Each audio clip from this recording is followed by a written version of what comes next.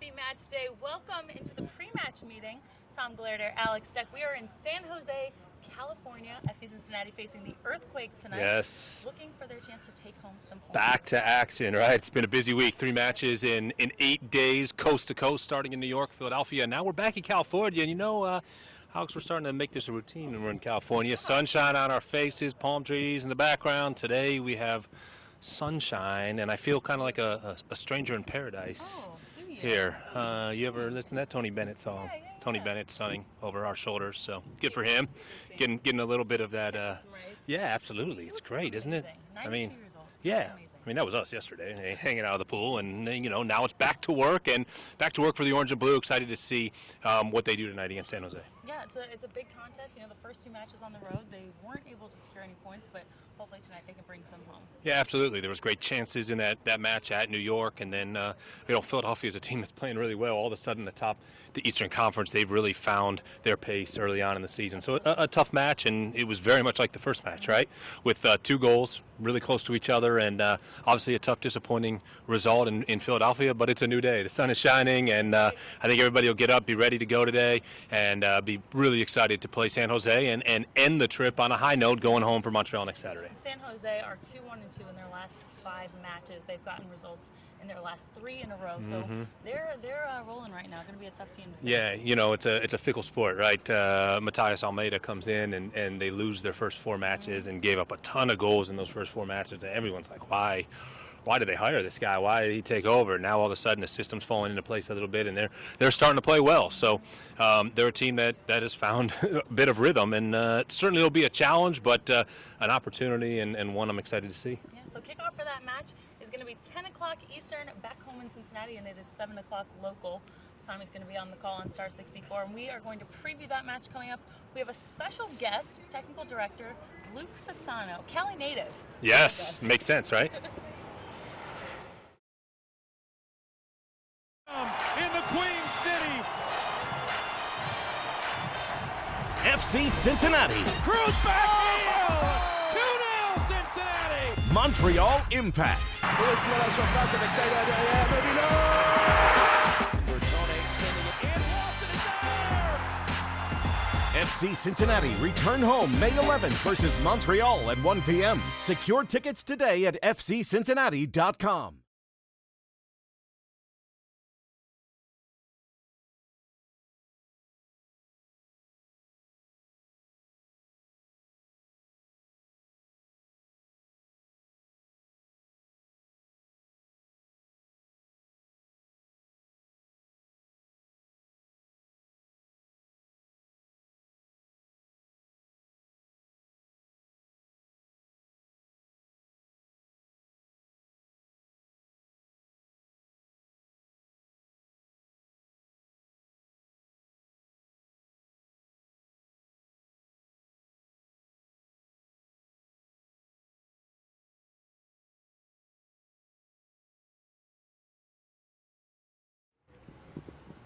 Welcome back into the pre-match meeting. We are in San Jose, California. It's a beautiful day.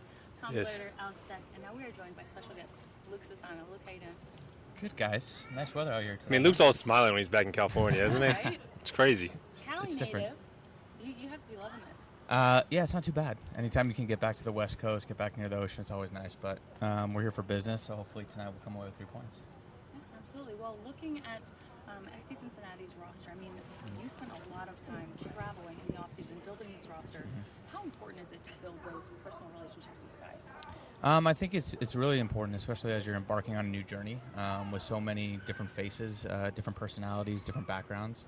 It was really important objective of our whole team, our whole staff, to identify guys that fit the culture and what we wanted to build here in the short term, but also the long term. So being able to establish the personal relationship also goes a long way for telling guys about Cincinnati, FC Cincinnati, especially foreign players that maybe are new to the MLS, and educating them on what is Cincinnati like as a city, and for them to feel that personal bond that they know when they're going to go to a new adventure, that they're going to be taken care of in the right way. So that's always important. It's definitely important to have that relationship with our coach and our coaching staff as well, to know what the expectations are going to be when they make that jump. But we feel very happy with the group of guys we have, the characters that we have in the locker room, and we're just looking forward to keep on building. Luke, what's the pitch like when you talk about the global market of this game? And there are guys who maybe aren't familiar as much with Major League Soccer, have never been to America and are not domestic players, so you're going overseas and you're saying, hey, let me tell you about this club in Cincinnati, Ohio, and it's completely foreign to them. How do you pitch that? Yeah, no, it's definitely believing in what we're trying to do, and I think that starts with Carl all the way down, and having an ambition and a big project. And obviously, Jeff starting the club 4 years ago, the vision was huge, and I think we've come a really long way in such a short time. And it's important that when we communicate to the players that we're still on this journey. We're a new team coming in this year. We're going to have our ups and our downs, but it's very important that we bring in guys that have battled adversity in the past, whether that's promotion, relegation, guys that are champions, guys that have a chip on their shoulder, that know what it's like to go through tough moments. And I think we can probably see that right now. It's going to be how do we respond in these tough moments. Starting off the season well, going through a tough moment right now, how can we rebound and collectively just be better as a group? You mentioned one of the things that you look for. What is kind of a resume? What are you looking for overall in a player when you're recruiting them? I think number one for us was to find guys that have a talent. You look at number one, but secondary is the desire to win. Perfect example is Leo Bertone. So when we went over to go scout Leo, besides watching him on video, speaking to him on the phone, you can really only identify a player's true character when you see them live and you get to know them. And he was playing against Valencia, came in as a sub the last, 10 or 12 minutes. But it was really after the game that you focus on details and you focus on guys that have the respect of their teammates, whether it's going up to shake everybody's hand, going to the other team to shake their hand, going up to the fans to applaud them. And those were really certain characteristics we wanted to bring for guys to come in our group that had that mutual respect. But at the end of the day, we wanted to bring winners, guys that had experience being in situations where they know what it takes. And I think as we're building a group right now, our strength is going to be the collective. And I think we obviously have the support from ownership to do what we need to do to be successful. But at the same time, we need to prepare ourselves in a salary cap league to be smart in the short term, but also the long term. With the spring window closing on Wednesday, I'd imagine your phone's buzzing a lot. What's the balance of people who are reaching out to you, trying to place a player or find a place for their guy, versus you reaching out to agents and coaches and seeing if you're able to acquire somebody? Yeah, it's definitely a dance. There's a lot of smoke and mirrors sometimes. Yes. There's a lot of conversations that you have to have, even though you might not get any real information out of there, but you'll get what is unsaid sometimes, and sometimes that's the most powerful aspect of where you're trying to find out what's going on in the marketplace. For us, we have to be a club that is seeking undervalued players to try to find out how can we bring them into our system and our setup to have them be successful. So again, we're always trying to improve our team. We're very happy with the guys we have. At the same time, we're not happy where we're at in the standings. Being 10 games through, it's very important that we maintain our non-complacency, especially for an organization that's built on winning. And we want to continue to be that type of organization. And our focus is always geared every day, how can we get better? And how can we put our players in the best position to be successful in the field? How do you approach this transfer window that's coming up? What are the things that you look for, and when did you start preparing for this? Yeah, we obviously, everybody knows we're one of the expansion teams that had the least run-up time starting to this year. So having said that, we started preparing for this window last summer. We knew players that were going to be 1 year out of contracts. But having said that, and even planning in the winter as we're trying to sign, a crop of 25 new players, still having our eyes on the summer and making sure that we're very respectful. And again, a salary cap league, that you have to prepare forward ahead of time as well to know how can you improve your team if you get into certain situations. Injuries, international call-ups, Copa America, Gold Cup this summer. So we have a lot of different things, not only being a new team, but different tournaments we kind of have to work through and plan accordingly. So with us, on top of that, you have targets, you have positions where you want to improve. But also what comes with that is the global market is the global market. So we're not just competing against teams in MLS, we're competing against teams in Europe, South America, Central America, Asia. And for us, it's a lot of work, but it's exciting, and we want to find the best players that are going to come in seamlessly, especially mid-season. You're talking about bringing in a player that you hope you can get the best out of on a quick basis. Can you give us a little preview? I know folks on social media are anxious to know if anything's going to happen this week. Where are you flying to when you leave here? Is it back to Cincinnati or overseas? Or? I'll be in a stealth jet this weekend. Yeah, I figure. Yeah. Unmarked tails and. wherever you best can way to get. travel. But I'd imagine that you talked about going overseas, right? When you went to talk to Kenny Safe, you booked a 48-hour trip that turned into 6 days. And I'd imagine a lot of time when you land and get off the plane, you don't know exactly what you're getting into. Yeah, it's an interesting business to say the least. I think you. And we talk about getting a player in. There's so much more behind the scenes than signing a player. You need almost 5 parties to complete a deal. You need the player, you need the club, you need the other club, you need the agent, and you also need the timing. Timing is sometimes the most important thing. And a perfect example is Kenny. He's a guy that we knew was sold for $4 million last summer that we didn't really feel we could have an opportunity to acquire. Things change at clubs all the time, and we kept tabs on him, and it was just an opportunity that came across our table, and those things happen all the time in the soccer world, and it's important that we can maintain that flexibility as we head into the summer window where even guys we've been tracking, the timing might not be right, whether their team gets relegated, promoted, whether they get an injury, whether they get a new contract offer. So these are all things that factor into one decision to sign a player.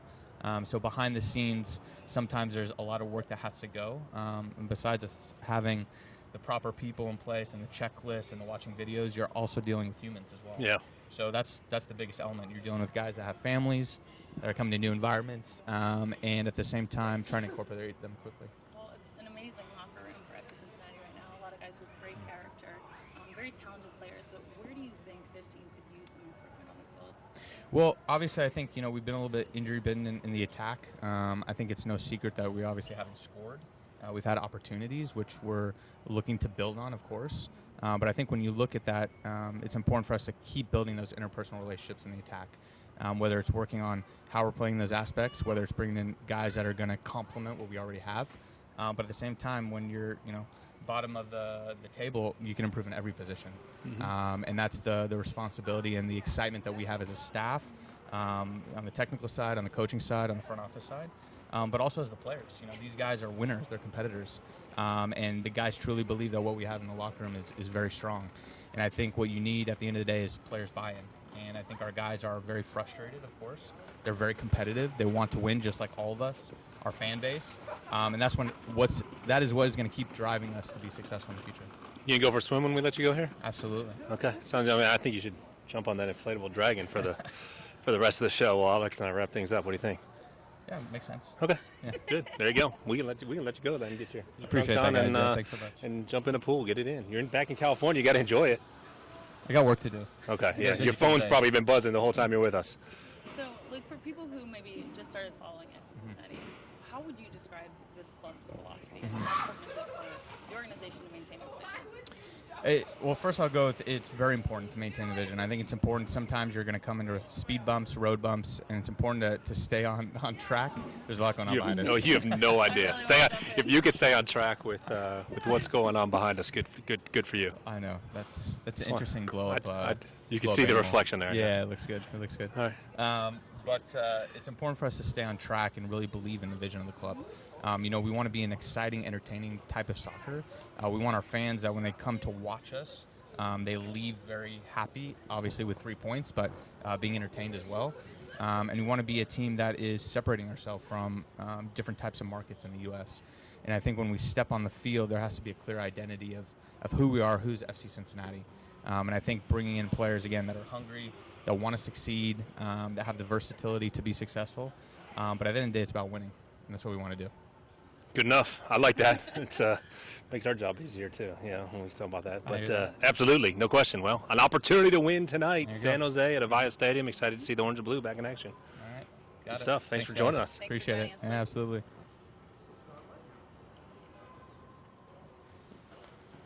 Nope. FC Cincinnati return home May 11th versus Montreal at 1 p.m. Secure tickets today at FCCincinnati.com.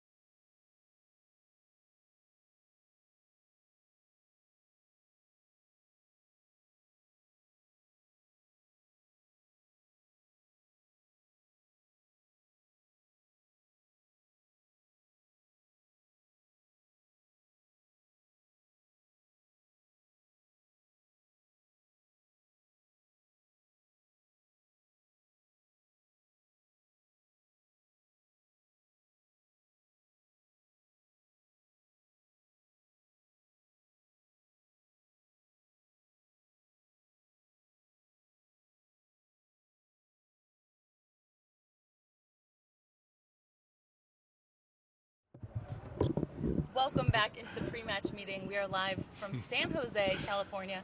Thank you to FC Cincinnati's technical director, Luke Sassano, for joining us. Lots of great Yeah, absolutely. I don't think people understand all of the layers of everything that goes on behind the scenes, because there's really not a sport in America that has the same global market. I mean, you could say Major League Baseball does, right? There's no question that Major League Baseball is pulling players from all over the globe, just like professional soccer is. But Major League Baseball is not competing with leagues in every other country. Right. And you're in Major League Soccer, you're competing with, Mexican League and South American leagues. You're competing with obviously Europe and England, Spain, France, and Asia, which has a very strong group of leagues over there. So, yeah, I think it's very interesting when you look at it, and I'd imagine, as Luke alluded to, that sometimes you get misinformation, sometimes you get information of players who are, coaches are trying to get rid of a player, so they're going to oversell him, and then he flies halfway across the world to figure out that that's not the right person for this club. So there's a lot of layers to it, and I would imagine he's going to be a very, very busy man the next 5 days as we get closer to Wednesday. And it's tough to tell a player's character just from scouting him. Correct. Seeing video, there's plenty of video available now. The resources these guys have is incredible, but that just gives every team the advantage to be able to. Yeah. And that's very important to Alan. It's something that since day one when he arrived, when the club was playing in the USL, that character was important. He went over, as a USL team to get someone like Deco Canon, right? And he said the minute he walked into his house, he knew that was the type of guy he wanted. But Alan can't be flying around and helping Luke with that right now. Right. So it's on Luke and his staff to make those determinations as to who is right, and then working with Jeff and Alan to put all the pieces of the puzzle together. Well, fortunately, they've brought together a great team, guys with character that want to fight back. They haven't had the results lately. It's been a tough stretch for FC Cincinnati, but tonight they have another opportunity to earn some points. Yeah, I think it's a great opportunity. San Jose's a team that at times have given up goals, and I think they're susceptible to being scored upon, and obviously the orange and blue are itching to get that goal and end the streak. So I think those opportunities will certainly be there. I think it's very interesting. Daniel Vega, a goalkeeper new to Major League Soccer, is not a goalkeeper who's new to FC Cincinnati. They faced him twice as a USL team, once in US Open Cup in 2017. The airport's nearby, so we're going to get a lot of overhead action. We got the pool going on behind us. If you don't have distractions, I mean, what's the point of being just in a quiet, sterile room? That wouldn't be any fun. This is much more fun. But FC Cincinnati, as I was saying, has taken on Daniel Vega twice. They beat him in the Open Cup quarterfinal when he was with Miami in 2017. Of course, GB's goal pushed them on to the semifinal, and then the loss to New York Red Bulls at Nippert Stadium in 2017. Then last year, Vega played with the PDL side for Miami after the NASL folded. Once that was over, he joined Tampa Bay and played in that match down in Tampa in the pouring rain when Manuel Ledesma scored twice on penalty kicks to win 2-1. So Vega's familiar with the orange and blue, and again, I think it's a side that FC Cincinnati will have opportunities to attack. I'm anxious to see what Alan's going to do because, again, third match in 8 days, we'll see a bit of rotation. And in that last match against Philadelphia, the attack looked better. They were stronger on the counterattack. That's something Caleb Stanko spoke about after the match in the locker room. But what did you think of that switch from a 4-2-3-1 to a 4-3-3? I think it set up some opportunities. I don't know that it was drastically better than the 4-2-3-1, and again, I think that's part of my interest and intrigue into what Alan will do, with not only formation but lineup for tonight's match. But what was interesting, and Kevin and I talked about it on the air, and then we were actually talking about it yesterday as well here in San Jose, that it felt like every single time FC Cincinnati had a chance to score a goal. And remember, Philadelphia changed their goalkeeper as the match went on. Yeah. And we said it on the air, like, now you have to go after Carlos. You got to get shots on him and rattle his cage because he's not in the mentality that he's playing in. Every time FC Cincinnati got a chance, had an open look, it was like two defenders for Philadelphia dropped out of the sky and were in the way. So the goalies were never tested. And I give credit to their back line. Austin Trusty was phenomenal in the match. That they deflected way more shots than ever got to either Matt Freese or Carlos, the two goalkeepers who played for Philadelphia in the match. So I think it was frustrating probably from that regards, but their defense was very good in Philadelphia. And, all you could do is regroup and put your best foot forward tonight.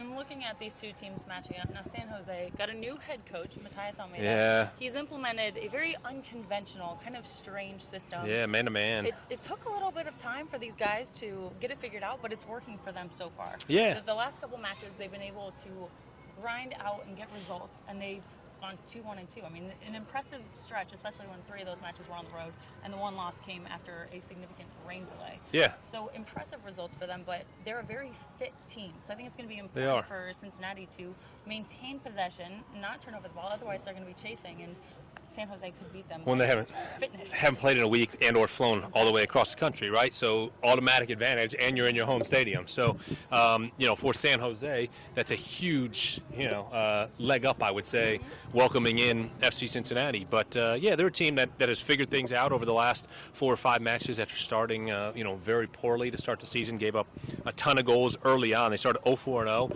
and gave up 14 goals in their first 4 matches and only scored 2. So they were in a really bad way, and I think folks are scratching their heads wondering what, Matias Almeida was doing here in San Jose. Well, he turned it around. This is obviously a guy with a ton of experience coming in from Mexico where he had a very successful run down there. So I think, it's 2 teams that, are still trying to find their identity a bit, and FC Cincinnati will put their best foot forward and certainly challenge San Jose. And, the first half hour of this match, I think we'll know how it's going to go. And Nick Hagland actually had a chance to play against him when he was with Chivas in CONCACAF Champions League when Nick was with Toronto. So he's familiar with this style of play. He's seen it, and he still shakes his head when he talks about it.